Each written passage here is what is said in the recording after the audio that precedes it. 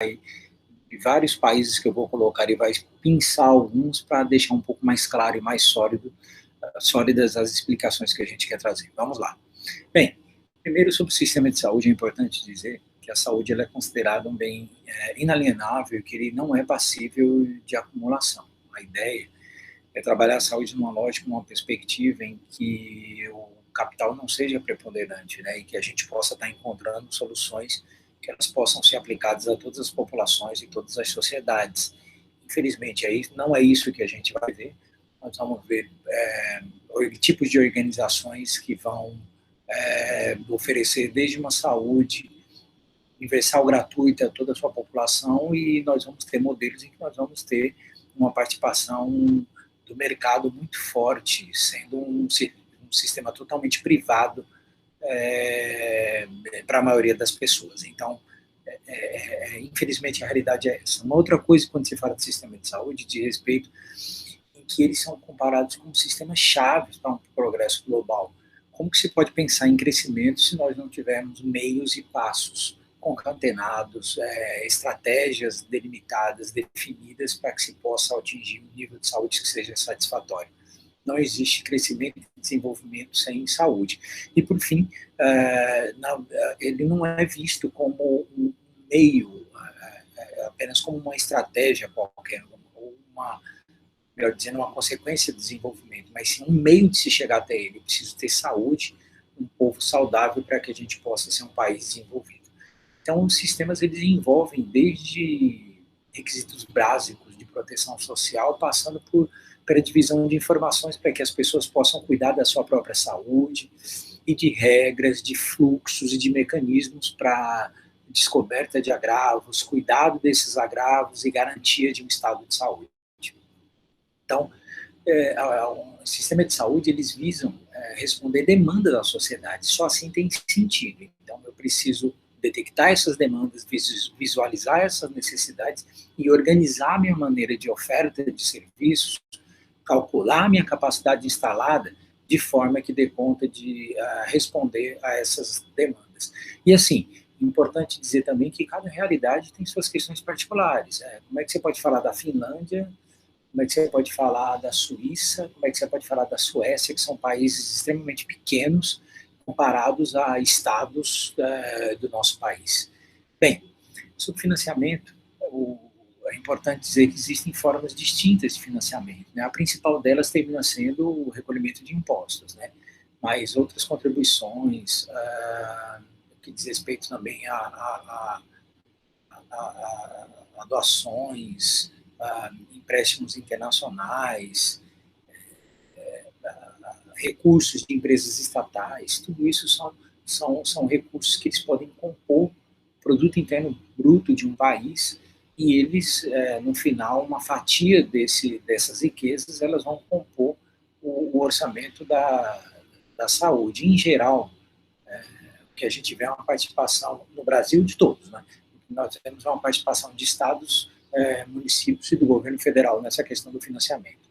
Bem, esse é um mapa interessante, viu, gente? Ele é um mapa dinâmico, onde você toca, você vai ver por país, no mundo todo, o percentual do PIB que é investido. É importante dizer que, em média, 10% do PIB é o que países investem. Os Estados Unidos investem bem mais, como a gente vai mostrar num vídeo daqui a pouco, tá?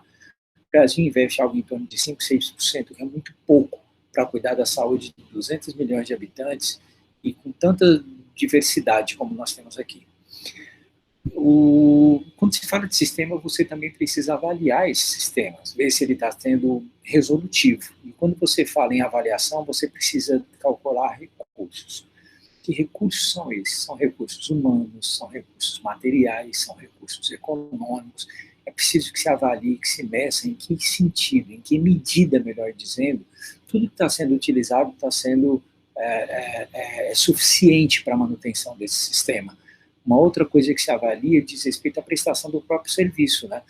E precisa que seja feito um cálculo de demanda. Tudo que vocês já discutiram dentro da nossa disciplina volta para essa questão de uma análise das demandas de cada localidade, para que a gente possa estar respondendo a essas demandas de maneira eficiente, especialmente.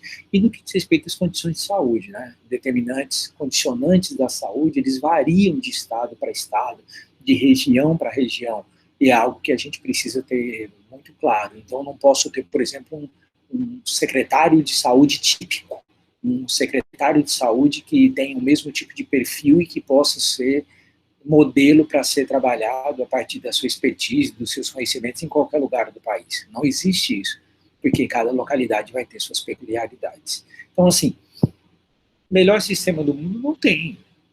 Nós vamos ter sistemas com defeitos em qualquer parte do mundo, até o mais completo, o mais perfeito, numa visão geral, numa visão de mundo, ele também traz alguns elementos dificultadores, tá bom?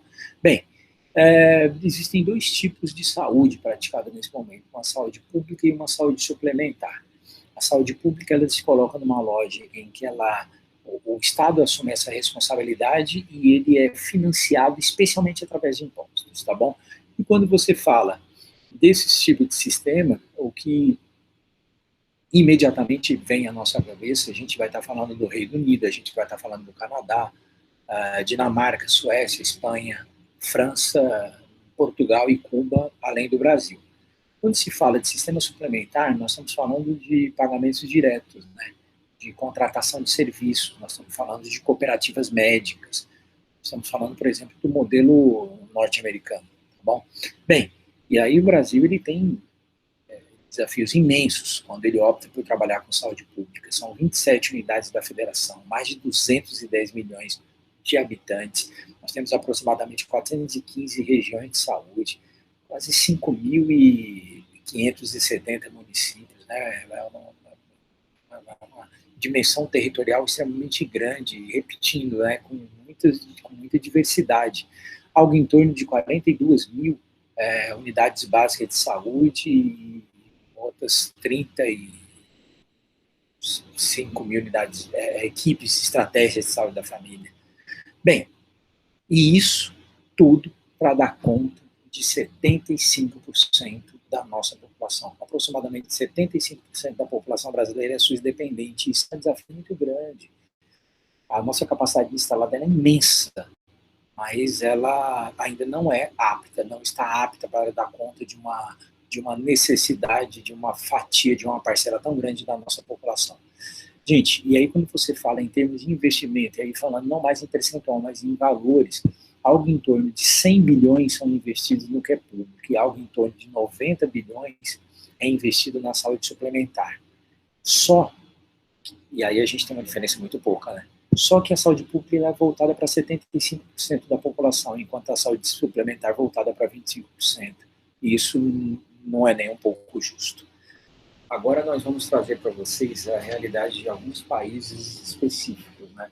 Especialmente da China. Eu quero dizer que ele é um país que ele não tem acesso universal, é um país em que ele tem seguro de saúde pública, né? E tem uma diferença extremamente marcante entre população urbana e população rural. Gastos, e essencialmente eles são feitos com medicamentos e com exames, mas apenas 95% da população consegue ser coberta na China. Existe um desejo de estar ampliando essa cobertura, mas ainda está em processo, tá? Quando se fala da Índia, nós temos um país que ele também não tem acesso universal, e da mesma forma da China, ele também tem mais de 200 milhões de habitantes. Em 2018, 70% dos custos da saúde eram pagos pelos usuários, o que é algo que onera, que pesa muito na vida das pessoas, né? Sendo um país que quase 10% da população está abaixo da linha de pobreza. Eles têm lá uma espécie de um plano de saúde que foi criado em 2018 para onde aproximadamente 28 mil dólares eles são utilizados ano para gasto com cada pessoa. Isso é algo que não dá conta de todas as necessidades, mas não deixa de ser um investimento razoável. Na realidade de Estados Unidos, nós temos também um sistema que ele não é universal e que ele tem o Medicare e o Medicaid, que são planos de saúde voltados para a população idosa e plano de saúde voltado para a população desempregados, andarilhos, pessoas pobres, né? Eles não cobrem nenhum dos dois casos a totalidade das necessidades e as pessoas têm uma parte dos seus salários, aqueles que são empregados, que é destinado para a aquisição de planos de saúde privados. É um sistema eminentemente privado.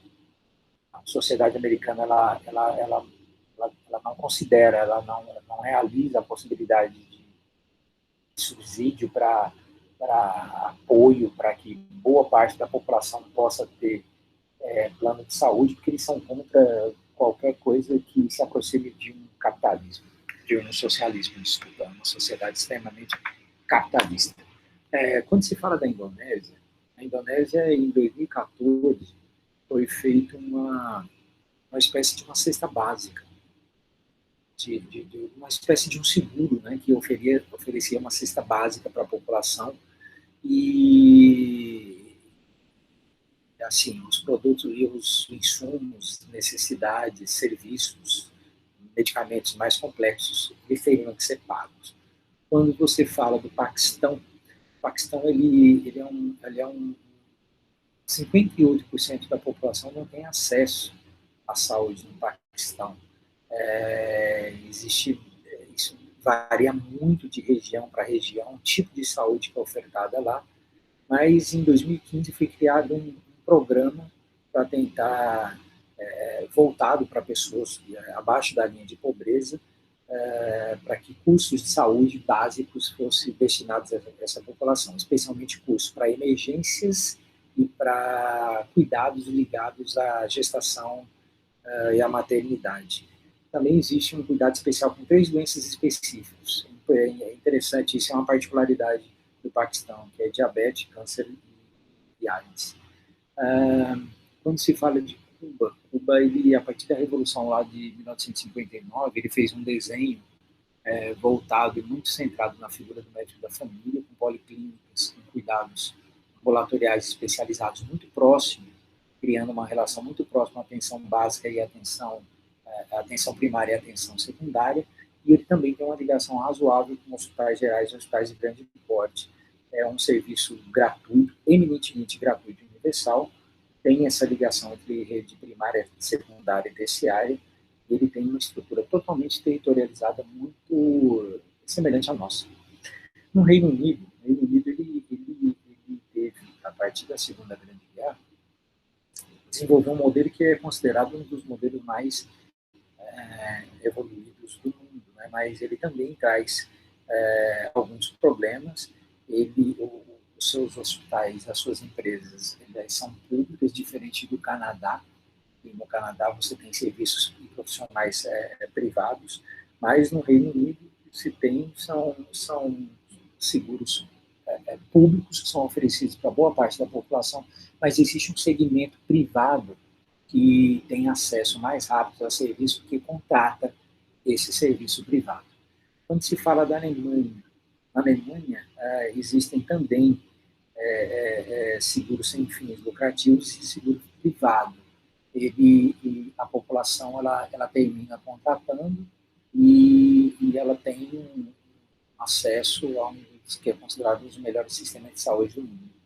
Quando você fala de Singapura, em Singapura nós vamos ter uma espécie de fundo onde 80% das necessidades da população podem ser subsidiadas através desse fundo. Quando você fala da Suíça, trazendo a realidade suíça, existem planos privados e os usuários eles terminam sendo ressarcidos a partir de gastos que eles têm. Existe uma coparticipação da população que paga parte dos seus tratamentos, parte dos seus medicamentos. No Canadá, na Dinamarca, existem serviços médicos, ele também é formado por médicos generalistas, tá? E existe uma coparticipação da população. Tanto consultas como medicamentos, eles são parte, a população ela fica responsável pelo pagamento. No Canadá, ele é um sistema universal. Agora, gastos com medicamentos e cuidados odontológicos, eles geralmente são assumidos pela população. E como nós falamos, diferente da Inglaterra, os serviços são oferecidos por cooperativas ou por empresas privadas.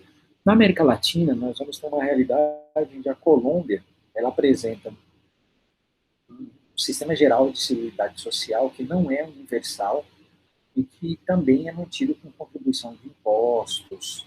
Ele é dividido também, né, com cuidado. Ele é um mix, na verdade, de cuidados públicos e cuidados privados. Quando você fala da Argentina, você tem seguros públicos e seguros privados também se consolidando nesse mix, né, parte privada e parte pública, aonde as contribuições e pagamentos diretos eles terminam sendo as duas formas de financiamento desses modelos. No Chile, nós também temos uma situação onde nós temos uma universalização que ela é segmentada, ela não consegue se dar de uma maneira total.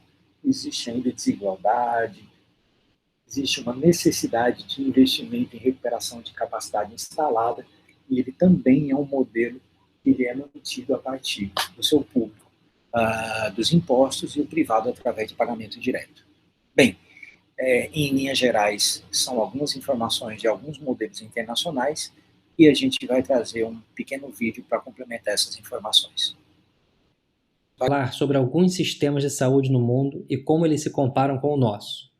Se você for olhar em todos os mínimos detalhes, cada país tem um sistema diferente. A ideia desse vídeo não é entrar nos detalhes, mas fazer comparações por alto e ver quais funcionam bem em determinadas realidades e quais não. Em certos lugares, o sistema de saúde está pulverizado pelo mercado. Em outros, o Estado toma conta de tudo. Além disso, em geral, instituições de caridade, sindicatos e organizações religiosas também sempre têm um papel importante.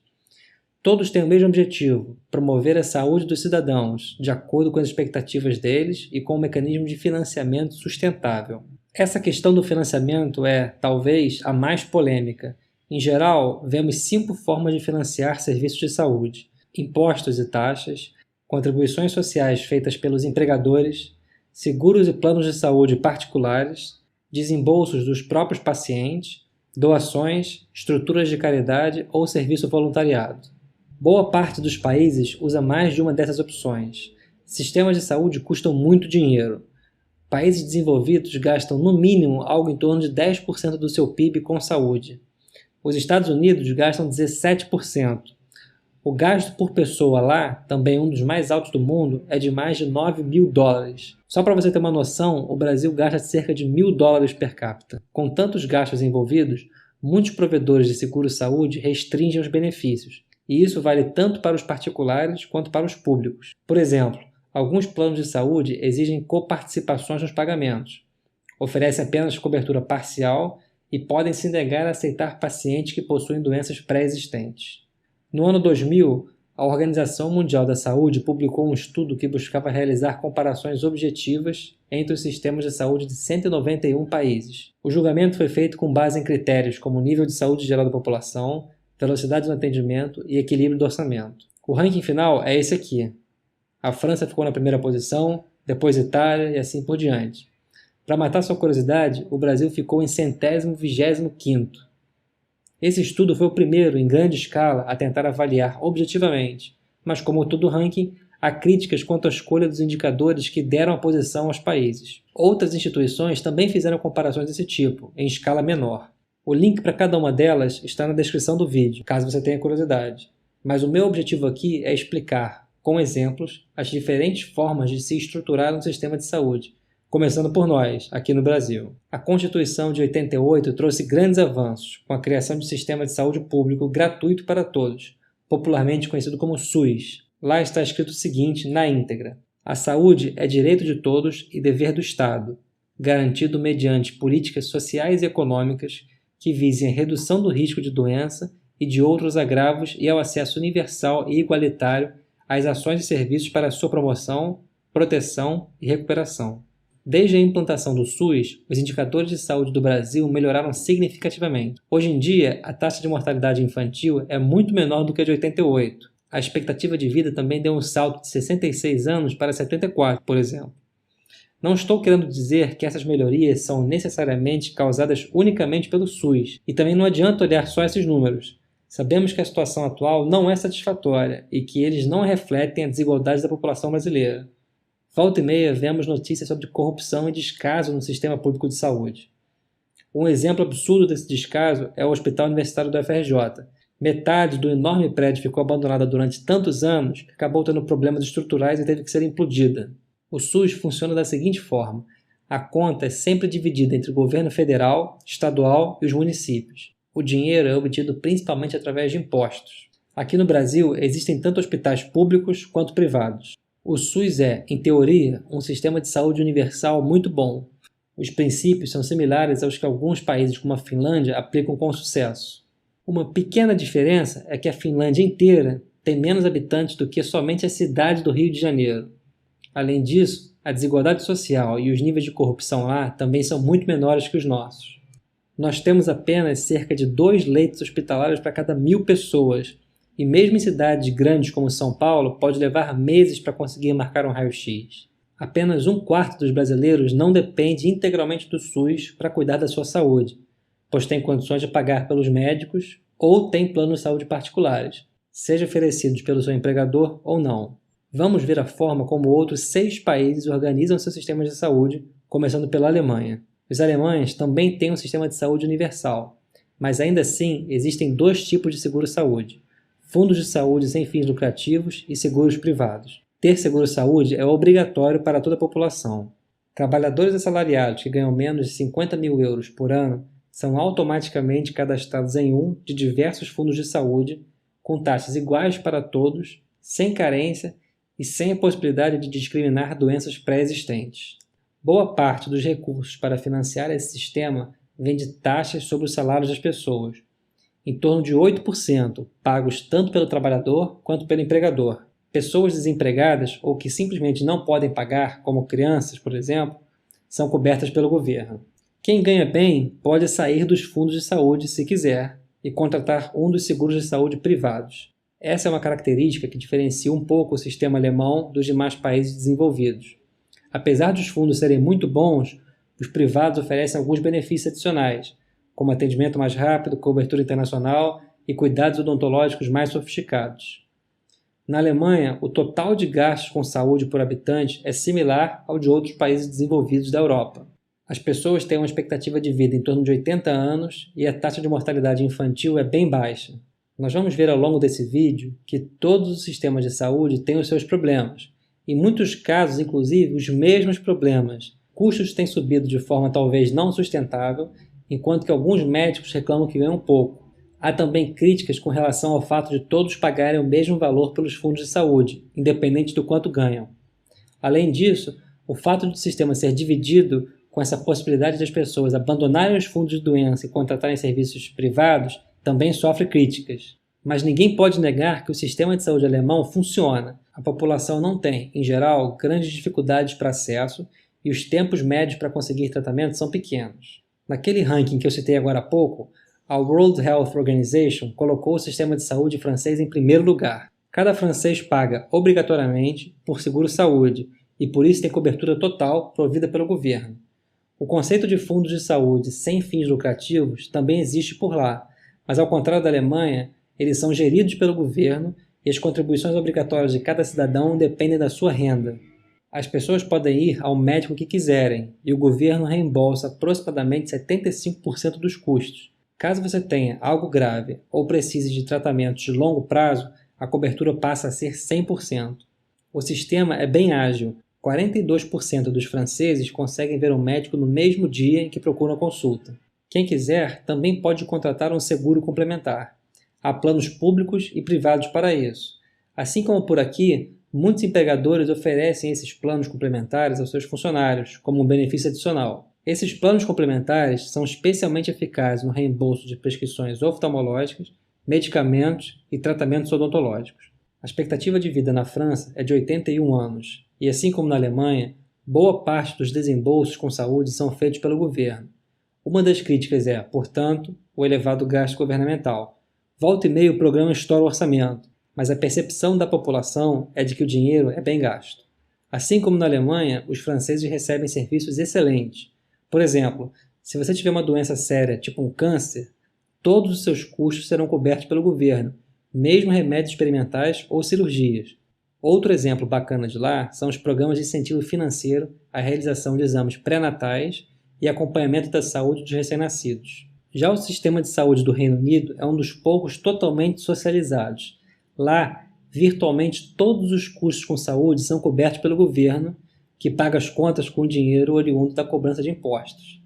Além de pagar as contas, o governo também contrata e paga os médicos e faz a gestão dos hospitais. Quase todos os remédios também são gratuitos. Se você procurar, até acha consultas e planos de saúde privados no Reino Unido, às vezes inclusive sendo oferecido pelo empregador. A vantagem é, em geral, tempo menor de espera em relação aos hospitais públicos. Uma curiosidade bem controversa sobre o sistema britânico é que eles praticamente colocam um preço na vida dos contribuintes. Existe um órgão público chamado NICE que define quais tratamentos e remédios o sistema de saúde cobre. Um dos fatores considerados por eles é o custo-benefício do tratamento. Inspirados no setor de transporte, eles consideram que cada ano de vida vale, em média, $45.000. Em outras palavras, eles fazem as contas de modo que o governo gaste, teoricamente, no máximo $45.000 para estender a vida de uma pessoa por um ano, independente da sua idade. Eu nem preciso comentar como essa decisão é polêmica. Alguns medicamentos muito caros para combater o câncer, por exemplo, não são cobertos. Mas a verdade é que todos os sistemas de saúde, de uma forma ou outra, adotam medidas para compatibilizar os custos com a verba disponível.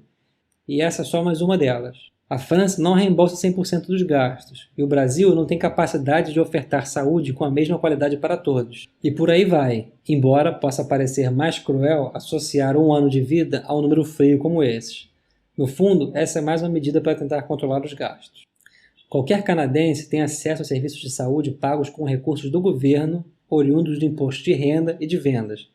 Ao contrário do Reino Unido, os médicos e hospitais são privados. Se você for canadense e precisar ir ao médico, você não vai ser cobrado nem um centavo. Não tem essa história de pagar e depois pedir reembolso. O médico recebe diretamente do governo. Há algumas exceções, como sempre. Gastos odontológicos e com medicamentos podem ter alguma coparticipação por parte do paciente, bem como tratamentos de longo prazo. Isso acaba criando um mercado para assistências médicas complementares privadas. Os níveis gerais de saúde no Canadá são excelentes. Eles têm mais de 80 anos de expectativa de vida e uma taxa de mortalidade infantil inferior a 5 mortes para cada 1.000 nascimentos. Como em todo o resto do mundo, os custos de saúde estão subindo no Canadá. Em alguns casos, há filas consideráveis para conseguir atendimento. Mas a população parece muito satisfeita, com pesquisas indicando que mais de 85% deles suportam a forma como o sistema é estruturado, principalmente quando comparado aos Estados Unidos. Os Estados Unidos é um dos poucos países desenvolvidos que não conta com o sistema universal de seguro-saúde. A maioria dos hospitais e médicos são particulares e há diversos tipos de planos de saúde disponíveis para contratação, muitos com custos elevados. Por sinal, os Estados Unidos são, de longe, o país que mais gasta com saúde, mesmo quando você olha os gastos per capita. Esse assunto é muito sensível para a sociedade americana e, portanto, uma área onde o atual presidente americano foca boa parte dos seus esforços. As coisas estão indo bem devagar por lá. Obama é democrata e tem dificuldades em aprovar qualquer coisa em um Congresso dominado por republicanos. Nos Estados Unidos, apenas pessoas com mais de 65 anos ou aqueles comprovadamente pobres têm serviços de saúde fornecidos pelo governo através dos programas chamados Medicare e Medicaid. Os demais têm que buscar alternativas privadas que podem ter custos elevados e, ao contrário de países como a Alemanha, podem se negar a aceitar pacientes com doenças pré-existentes.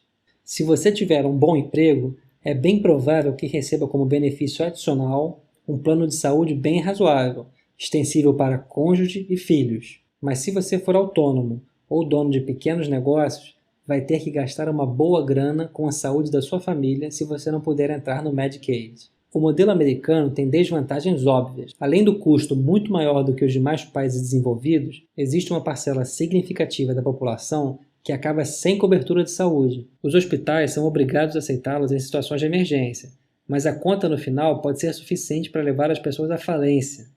O debate sobre saúde nos Estados Unidos é tão dividido quanto os partidos políticos, com parte da população extremamente resistente a qualquer aumento de impostos para financiar a saúde dos mais pobres. O lado positivo deste sistema é que os serviços de saúde por lá são muito bons e o tempo de espera para conseguir atendimento é bem curto.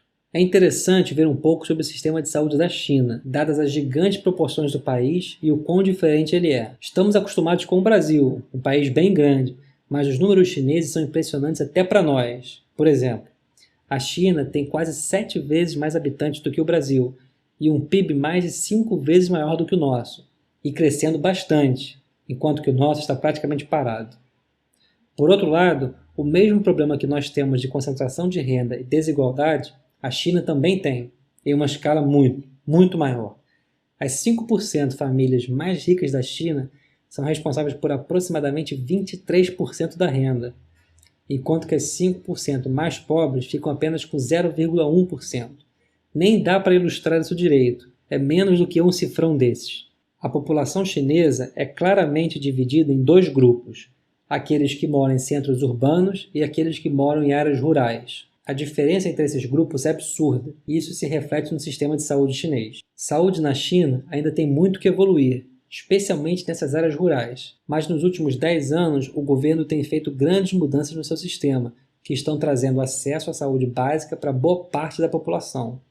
Existem 3 tipos de plano de saúde na China, todos suportados pelo governo. Se você tem um emprego formal, o seu empregador tipicamente paga um percentual do seu salário para o governo.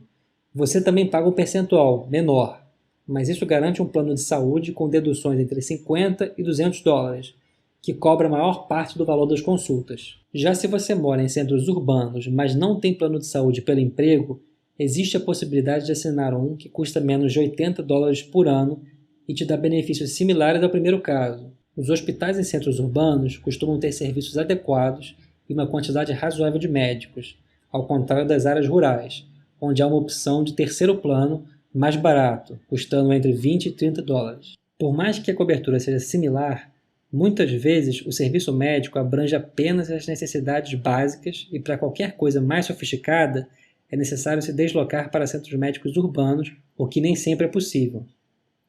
O governo chinês tem um plano chamado China Saudável 2020, cuja meta é estabelecer seguro-saúde universal e melhorar as condições de saúde para todo o país até 2020. Boa parte dos investimentos do plano estão em melhores práticas de alimentação, agricultura e políticas de conscientização.